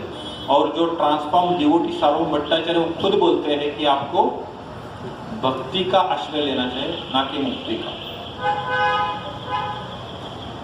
तो वो श्रेष्ठ है। रिकाप करें। Similar question. Mukti, or rather, once one goes into Vaikuntha Loka, as per Bhagavatam, they will not come back. There is no way to come back. Only it's one way ticket. So in Mukti also there is no way to come back. मुक्ति also there is no way to come back. नहीं, देखो उसमें क्या है, दो तीन चीजें हैं। जैसे स्वर्गलोक बोलते हैं, इंद्रलोक रहता है। अब जो भी भगवान की भक्ति करते हैं हम, शिव जी वगैरह इनकी, तभी जिस भाव से हम भक्ति करते हैं उसी भगवान के धाम में हमें प्रवेश मिलता है। जैसे स्वर्ग में मिलेगा तो वहाँ से हम सारा आपको ये मिलेगा, फल मिलेगा जितना भी आपने अच्छा कर्म किया है। लेकिन वहाँ पर होता क्या है, वहाँ पर आपका एक पर्टिकुलर बैलेंस है। जैसा बैंक में जितना पैसा जमा हो गया है, जब तक पैसा वहाँ पर अवेलेबल है तब तक आप एंजॉय कर सकते हो। लेकिन जैसे पैसा खत्म हो गया फिर वापस आपको मृत्युलोक में आना पड़ता है। तो इसलिए जो दूसरे देवता है उनकी जो भक्ति है वो ये नहीं है, मतलब रिकमेंडेड नहीं है। इसलिए विष्णु की जो भगवान कृष्ण की भक्ति है वही शास्त्रों में बताया है। तो इसलिए हम गोलोक जो है जहाँ पर भगवान कृष्ण का वास्तव है वहाँ पर हमें प्रवेश मिलता है, तो वहाँ से फिर हमारा पतन नहीं होता है। तो भगवान कृष्ण भगवद गीता में बताते हैं जो भी मेरे धाम में आता है उसका पतन नहीं होता है। लेकिन वो धाम में जो जाना है वो उसका ही परीक्षा इतना कठिन है कि वो वहाँ पर प्रवेश मिलना थोड़ा मुश्किल हो जाता है। वो भक्ति बहुत ही आपको तीव्रता से करनी पड़ेगी, लेकिन वहाँ पर जाने के बाद नहीं होता है पतन। इसलिए सार्वभौम भट्टाचार्य बोलते हैं हो सकता है हम मुक्ति की आस करें, लेकिन मुक्ति का मतलब ये नहीं कि आप वहाँ पर सीधा गोलोक धाम मिलेगा। हो सकता है आपको स्वर्ग में प्रवेश मिलेगा, तो वो भले मुक्ति है लेकिन आपको अल्टीमेट जो डेस्टिनेशन है वहाँ पर नहीं जा पाओगे। तो ये सब शास्त्र का बताया शास्त्रों में। हम कोशिश कर रहे हैं आपका सवाल का जवाब देने की, लेकिन आप खुद भी बहुत कुछ अध्ययन कर सकते हैं और पूरा भागवतम, चैतन्य चरितामृत, भगवद गीता ये शास्त्रों के आधार पर खुद समझने का प्रयास। और इसमें भक्ति का ऐसा है कि एक एक्सपीरियंस होता है, आप शास्त्र के जरिए पूरा नहीं समझ सकते, उसके लिए अनुभव खुद करना पड़ता है, खुद भक्ति करना पड़ता है, सरेंडर भाव खुद में एक लाना पड़ता है। नहीं लाता है तो भगवान अभी सार्वभौम भट्टाचार्य के लिए तो उन्होंने बनाया, एक अरेंजमेंट किया, लेकिन जरूरी नहीं हर किसी के लिए अरेंजमेंट होगा। वो तो घूमते रहे। तो भगवान का हमारे ऊपर थोड़ा कृपा था, इसलिए हम इस जो भी प्रमाणित संप्रदाय है उससे जुड़ पाए। अगर हमारा कुछ नहीं होता तो शायद हम यहाँ पर नहीं जुड़ सकते, कोई दूसरी जगह जाते थे, किसी और डेम्यूगॉड की भक्ति में लीन हो जाते थे और जो भी हमें मांगा मिल जाते थे। जैसे भगवान शिव को आशुतोष बोलते हैं, बहुत तीव्र संतुष्ट हो जाते हैं, उनकी भक्ति करेंगे और हमको जो चाहिए वो मिल जाते हैं। लेकिन हम फिर हो सकता है पुनरपि जननम पुनरपि मरणम जननी जठरे शयनम, हम ये जन्म मृत्यु के चक्र में घूमते रहते हैं। तो ये इसलिए हम बहुत ही भाग्यशाली है कि हम सुनने का प्रयास कर रहे हैं। तो मैंने अपना जितना ज्ञान था उसके हिसाब से बताने का प्रयास किया। तो अगर और भी कुछ हो तो हम वार्तालाप कर सकते हैं, कोशिश कर सकते हैं, ताकि हम सभी को उसका लाभ होगा। हरे कृष्ण।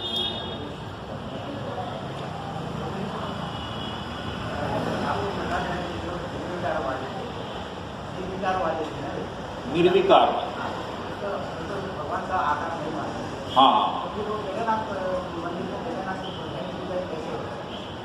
जगन्नाथ के हेड पुजारी कैसे हो, जबकि वो अभी ये क्या होता है, अपना अपना एक फिलॉसफी होता है, पुजारी होता है, बट वो पूरा, इसलिए उन्होंने क्या शास्त्रों का पूरा पठन नहीं किया था। वेदों में कहा है पूजा करो भगवान की, तो पूजा करते थे, हेड पुजारी थे, लेकिन ये फिलॉसफी उनको जो पूरा डिटेल में पता होना चाहिए था वो नहीं था। शास्त्रों का पूरा अध्ययन था उनका, वेद पूरे कंठस्थ थे, लेकिन जैसे महाप्रभु ने बताया, पुराना का जब तक आधार नहीं लेंगे तब तक आप ये समझ नहीं पाओगे। जैसे भी बिजली है, यहाँ पर हम चालू करके लाइट लगता है, चलो ठीक है लगा दिया बिजली, लेकिन उसके जो पीछे होता है उसका अस्तित्व नहीं मानते कुछ लोग। वहाँ पर भले पूजा करते हो, एक मैकेनिकल पूजा करना अलग है और पूरा दिल से, पूरा भाव से या पूरा समझ के करना अलग है। तो ऐसे बहुत लोग होते हैं और वहाँ पर हो सकता है कुछ उनका अच्छा कर्म होगा, उसकी वजह से उनको वो जो पोस्ट है वो मिली रहेगी, लेकिन वो मायावादी। तो बहुत सारे ऐसा मंदिर में बहुत सारे पुजारी वहाँ पर आप दिख सकते हैं, लेकिन जो पुजारी नहीं है उसका कॉन्शियसनेस अच्छा हो सकता है।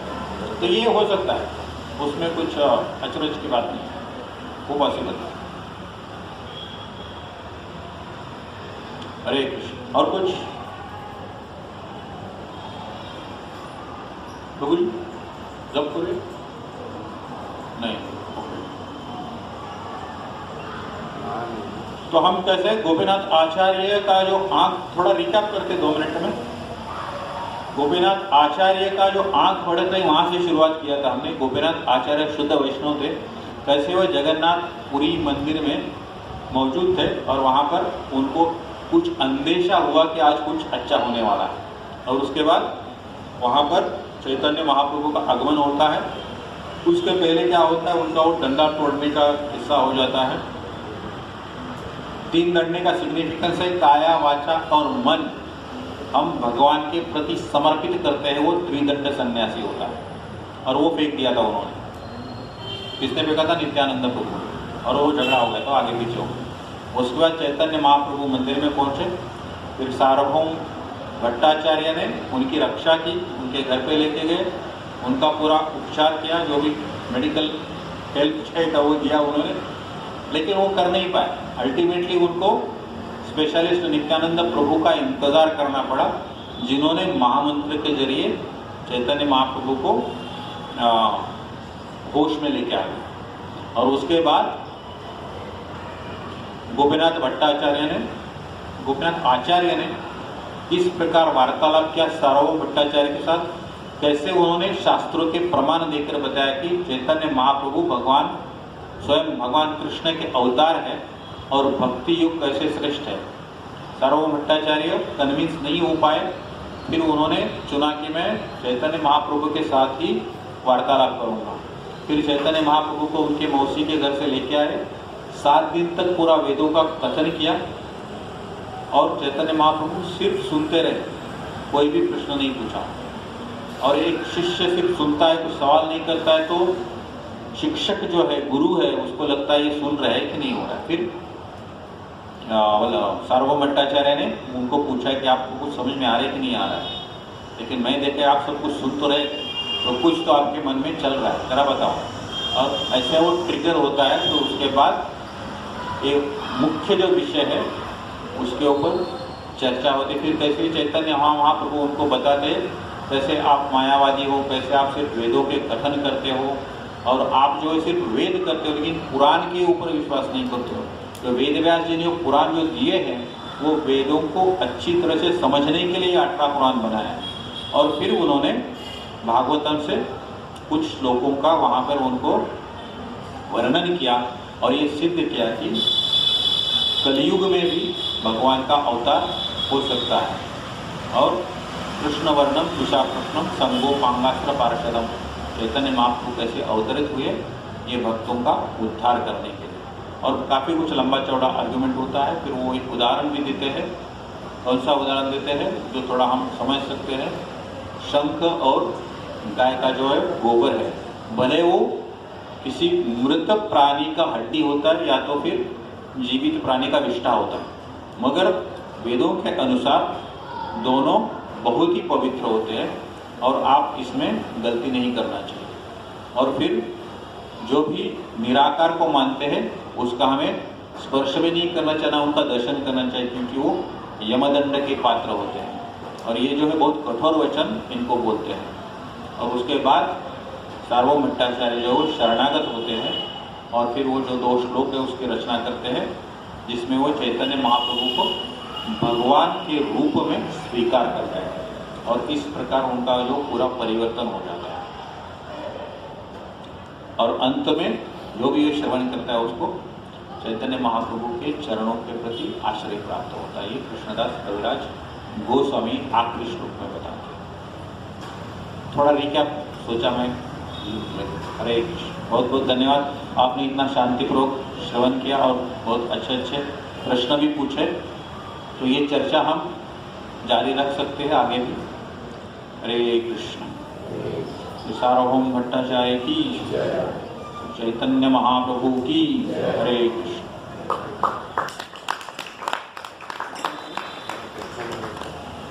कीर्तन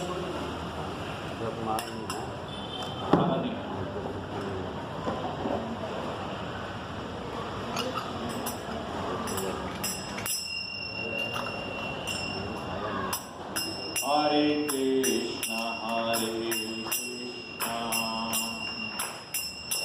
कृष्ण कृष्ण हरे हरे, हरे राम राम राम हरे हरे।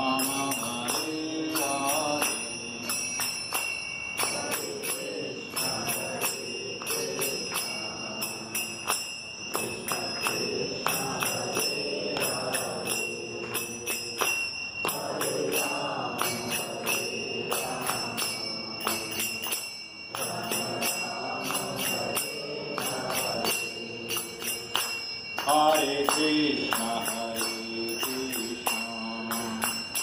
कृष्ण कृष्ण हरे हरे, हरे राम राम राम हरे हरे। हरे कृष्ण कृष्ण कृष्ण हरे हरे, हरे राम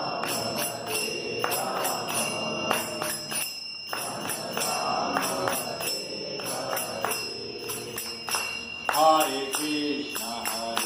कृष्ण कृष्ण कृष्ण हरे हरे, हरे राम राम राम हरे हरे। हरे कृष्ण कृष्ण कृष्ण हरे हरे, हरे राम राम राम हरे हरे। हरे कृष्ण कृष्ण कृष्ण हरे हरे, हरे Ram Ram Ram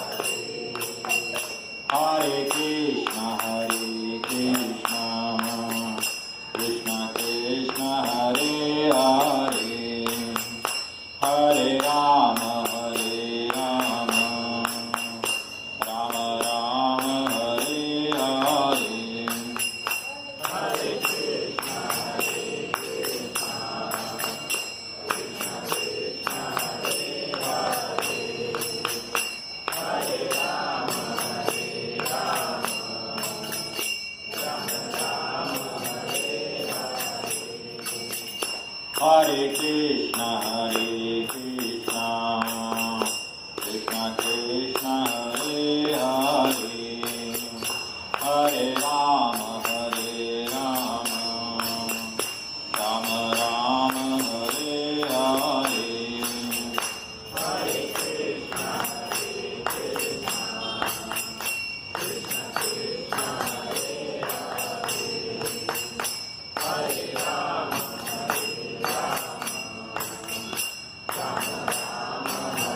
Rama, Hare Krishna, Krishna Krishna, Hare Hare, Hare Rama,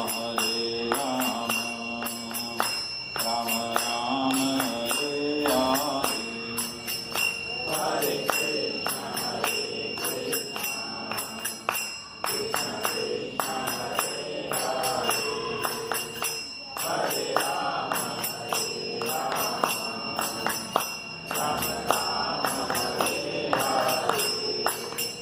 Hare Krishna, Krishna Krishna, Hare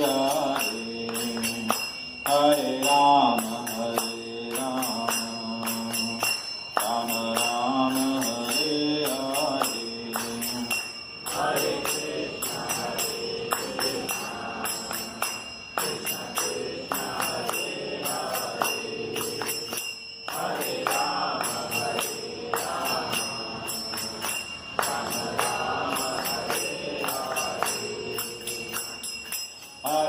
Hare Krishna, Krishna Krishna, Hare Hare, Hare Rama, Rama Rama, Hare Hare. Hare Krishna, Krishna Krishna, Hare Rama, Rama Rama, Hare Krishna, Krishna Krishna, Hare Hare, Hare Rama, Ram Ram, Hare Hare. Hare Krishna, Krishna Krishna, Hare Rama, Hare Krishna, Krishna Krishna, Hare Hare, Hare Ram, Ram Ram, Hare Hare. Hare Krishna, Krishna Krishna, Hare Rama, Hare Krishna, Krishna Krishna, Hare Hare, Hare Ram, Ram Ram, Hare Hare. Hare Krishna, Krishna Krishna, Hare Rama, Hare Krishna, Krishna Krishna, Hare Hare, Hare Ram, Ram Hare Hare. Hare Krishna, Krishna Krishna, Hare Rama, Jai Radha Gopinath Radha, Gopinath Radhe. Jai Radha Gopinath Radha, Gopinath Radhe. Jai Radha Rasbihari Radha, Rasbihari Radhe. Jai Radha Rasbihari Radha, Rasbihari Radhe. Jai Radha Govinda Radha, Govinda Radhe. Jai Radha Govinda Radha, Govinda Radhe. Jai Radhe, Jai Radhe, Jai Radhe, Jai Shri Radhe. Jai Radhe, Jai Radhe, Jai Radhe, Jai Shri Radhe. Nitai Gaur Hari Bol, Hari Bol, Hari Bol, Hari Bol. Jai Gaur Hari Bol, Hari Bol, Hari Bol, Hari Bol. Jaya Jaya Jaya Jaya Prabhupada, Prabhupada, Prabhupada, Prabhupada. Jai Jai Prabhupada, Prabhupada, Prabhupada, Prabhupada. Gurudev, Gurudev, Gurudev, Gurudev.